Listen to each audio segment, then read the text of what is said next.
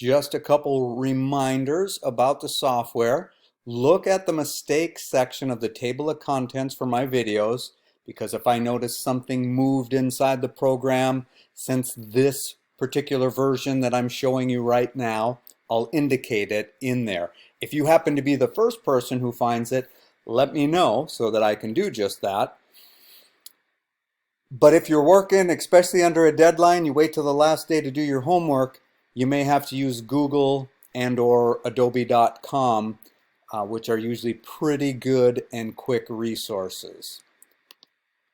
Okay, so inside of the software, we're going to go to File, New. We're going to set up our document per the instructions that you were provided, most likely in what's called the project link. So go to your project link inside of Canvas. And so the first thing you notice here is that the frames per second, 20, stage size, 800 by 600. So we will go ahead and set up the width here to 800. Now it's not letting me go in there. I think that's because of this recording software. Oh, no, I just did. Okay. So 800, 600, frame rate 20, platform action script 3.0. We'll go ahead and click on Create. And as you should remember, you can change these things once you're inside. So if you accidentally open up the document first, all you have to do is make sure nothing is selected, which there's nothing to select right now anyhow.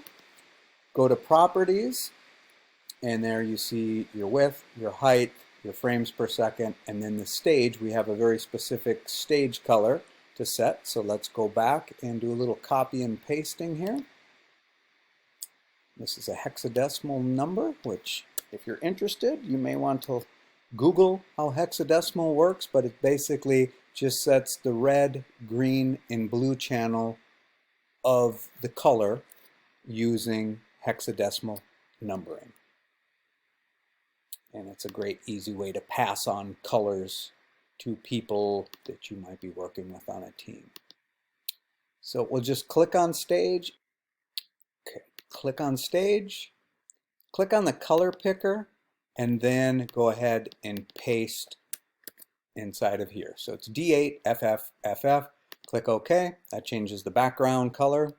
You now have the document set up, so now's a good time to do your first save. So up in the top menu, we'll go File, Save As. Probably may as well just go ahead and name it properly for the class now. Pay attention to where you're saving it. All right, now that we've done all that, we're going to put this one aside for a second. We're going to create a new document just for experimenting in so that we can learn about symbols. So it really doesn't matter, but here's how I'm setting mine up. And especially if your work area is at all messed up, it's always a good idea to go up to the little workspace icon here, go to Essentials, reset it, and your stage should look as much like mine, or I should say your platform should look as much like mine as possible. So before we get into the specifics and talk about the symbols that we are going to animate, let's talk first about why classic tweening as opposed to some of the other options for tweening and animating inside of Adobe Animate. So as you remember from our earlier project, we could just simply do our animation each frame at a time. That's a lot of work. We've got to draw this square in every single frame. Now, without me actually explaining how to do this, I'm going to show you how quick and easy it is to set up a classic tween. I created a new layer, as you can see, for my classic tween. And without explaining how to do it, I'm just going to show you how fast it is to do a classic tween. So you'll take the symbol that you make, and you'll put it on the first frame where you want the animation to start. and then you will go out to the last frame, and in this example I'll do an F7, drag out another instance of that symbol, and we simply tell the computer that we want that to be a classic tween, and now you can see I have the same thing happening on both layers, but this one took seconds to create, this one took a couple minutes to create. So classic tweening typically takes less labor. If you can classic tween or any other form of tweening instead of frame by frame animation, it takes up less computer memory. And without getting into super code type details, you can just tell here that each one of these has its own separate frame, whereas this is just one keyframe here, one keyframe here, and the computer's doing everything in between, which means far less resources. Here, at any time, we could edit one of these frames. For example, let's just say I selected the eraser tool and took a chunk out of that. That becomes part of that animation. The reason these take up so much less resources is the computer knows the beginning and starting state is going to be the same. There's no chance that we can make easily an edit like that in between. There's another form of tweening in Adobe Animate, and that is called shape tweening. And shape tweening should only be used when you are actually morphing the shape of the object. And an example of that would be going from, example, a square to a circle. So let's do just that so you can see an example of one. So I'll just go ahead, put like an oval over here, and we will insert a shape tween in there. And we will talk about more about these in an upcoming project, but for now, just wanted you to be aware of the difference. This one uses much more resource, so this project is going to focus on the much less resource using classic tweening.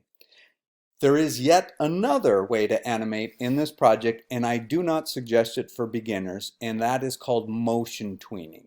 I will have a video at the end that goes over what motion tweening is, which a lot of people think is much easier than classic tweening, but when you really get into it, there are some big complications, and I'll show you those, like I said, in that video.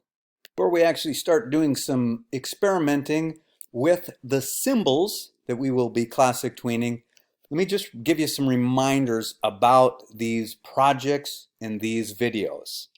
Like any other class, there's a component of the class that is just lecture, and that is mixed in with these videos. So these videos are not just how-to videos. So the important thing to take away from what I'm saying is that you must put aside a proper amount of time to learn, to watch these videos, to try the things that I'm showing you, to not just do the project. If you don't listen to the lecture, try some of the things from the lecture in the software, then when you start to do the actual project, you're going to experience a lot more confusion. So just take my word for it. Experiment, really listen to what I'm doing. Don't fast forward through this and just try to get the project done, because it will really affect you on this project and especially on future projects. So without any further ado, let's get into symbols. Symbols are the entities that we use for creating classic tweens. They have other purposes, and you'll probably figure that out as you see how to create a symbol. So a symbol in this program can be created from just about anything. I'm going to give us a brand new document here to experiment with, and I suggest that you do the same for yourself. And I'm going to create, let's go with a shape. So I'm going to go to the oval tool. And notice we typically in this class don't use the primitive oval tools or primitive rectangle tool. We just use either the rectangle tool or the oval tool. So I'll grab the oval, I'll create an oval shape here. Now, right now, because I created that with these shape building tools, in this case, the oval tool, and because in properties, I did not engage the object drawing mode, I created a shape. And we can tell that by clicking on it, going to properties, and we can see right there that it is a shape. Now, this shape, and it could be more than one shape, but let's just keep it simple at first, can be converted into a symbol. Let me just show you something before we do that. If you look at my library right now, there is nothing in the library of this new document. If I select this, and F8 is the shortcut for this, which I suggest you learn. You can also go to modify and convert to symbol, and you see the little shortcut there, F8. And let's just name this oval. And there are 3 types of symbols that can be made. For most of this project, we are just going to talk about graphic symbols, but we will definitely get to more later. We're going to click on OK. And now, if you look over in my library, you can see that there is now this thing, which is called a symbol, that exists inside the library. Now, on my stage, I'm going to click on this. I'm going to show you a couple things. One, if I go to properties now with this selected, you see how before it used to say shape, now it says graphic. So that lets me know that it is a symbol. I'm going to go back to the library. With this selected, I'm going to hit delete. You might be thinking, why'd you delete that after all the work you did? Doesn't matter. Once it's converted to a symbol, it lives inside the library. And if I click on that symbol to select it, for the example, let's say that I had many of them, I reach up in here and I can grab that symbol, drag, and what happens is that the symbol on the stage becomes an instance of the symbol. Those are 2 words that are worth pausing the video and making sure you get in your notes and definitely in your head, is that you have a symbol. The symbol lives in the library. You can have an instance, or you can have many instances of the symbol on the stage. So this is one instance, this is another instance, this is another instance, and so on. Now, the symbol that lives in the library could be edited, but we won't talk about that for a while. What we will talk about that's very interesting is the instances of the symbols can be manipulated in many, many different ways, which you will experience by the end of this project. To show you one of the many ways that symbol instances can be manipulated, I'm going to grab this free transform tool. I'll click on one of the symbols, and I will just mess around with the handles here. Squish this one, stretch this one. I'll go to the corner, hold down the shift key, and I'll scale this one down. I'll scale this one up. Now what we just did affects only the instance. Here's an instance that we made no change to. In fact, let's just leave it here. I'll go over to the library. I'll pull out another instance, put it next to that one, and you can see that all this manipulation had 0 effect on the symbol itself. So that you can see a preview of why this is so significant, let's just create a simple little animation here. We'll give ourselves another layer. We will drag out an instance of this symbol. We will go out about 2 seconds. We'll do an F7. We'll bring out another instance of this symbol. And let's go back to the first instance and let's change that one up quite a bit. Let's go to the second one. Let's change it quite a bit as well. Let's even do something we haven't talked about yet. We'll go into properties. We'll go to color effects, and we'll add a tint over the top of that of, let's say, red.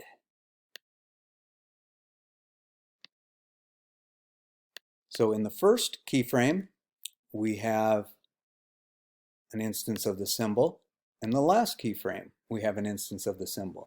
If we right-click in between and select Classic Tween, we now can do something pretty drastic that uses very little computer resources, because to the computer, that is just manipulating one thing. If I go to my library, again, there's still only the one thing that exists in the library, but yet on the stage, we've got some pretty interesting stuff, and I'll just extend that so you can see everything here just kind of at once.